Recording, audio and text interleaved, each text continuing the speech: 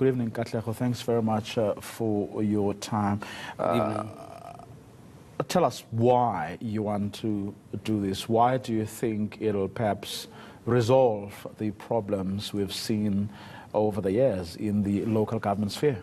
Okay, the first thing that we're trying to do is strengthen democracy, because we are living in a democratic society, but we feel that it could be much better.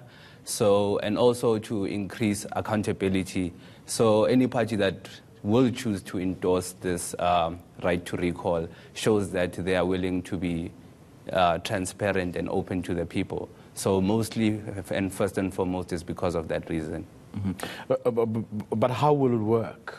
How are you proposing? Oh, okay. So how we are proposing it, we've looked at the Municipal Structures Act, Section 25, that talks about by-elections, to be specific. And we saw that that is the most fitting clause where it could be put. And how it will operate is that if, for instance, a ward councillor is being corrupt, or if they are not delivering and the people are not happy and it's not election season, what the people can do, they can create a petition just like we did.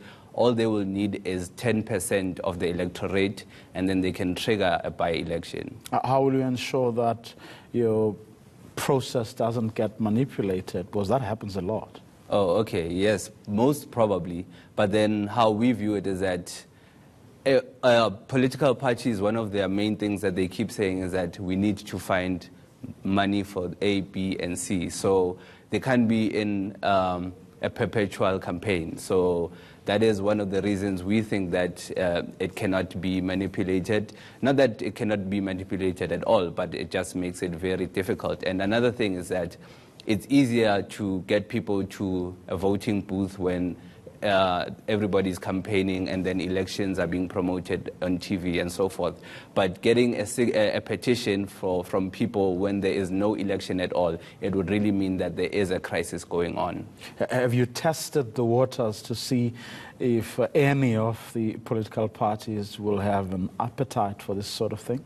So we have sent the petition via email to most of the major political parties. Any responses? We haven't had any responses as yet, which is... Are you surprised? No, not at all. Like, it really like tests their will to be exposed to the public, and you know, also the public will have an upper hand on them, and which, in our sense, balances democracy. So, which is why we are taking this petition to the political party headquarters physically, so that there can be witnesses, so that there can be people around us, so that it's not just me sending an email and nobody really knows if I sent it or not. So we are sending physical copies so that everybody will see that these have been delivered, and then we'll wait on them to hear as to if they'll adopt the policy or not. We'll see by their responses. Thanks very much for coming through this evening. Grassroot Campaign Coordinator Katleho Mhlabane.